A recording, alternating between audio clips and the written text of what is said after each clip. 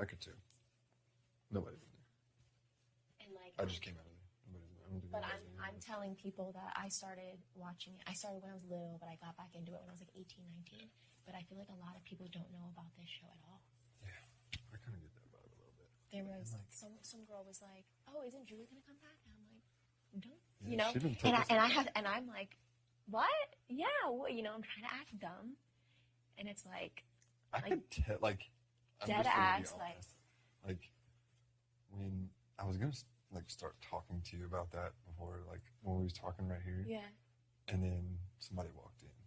So and then And, everyone's we like, didn't "Yeah," get finished. because someone was like, "Oh, I've seen like a few seasons," or I caught up once I auditioned, We're lying. and then You could easily tell. I don't like, think so. like I don't think a lot of a people couple know of this them game. are. I know a couple of them are because they admitted to me that they're.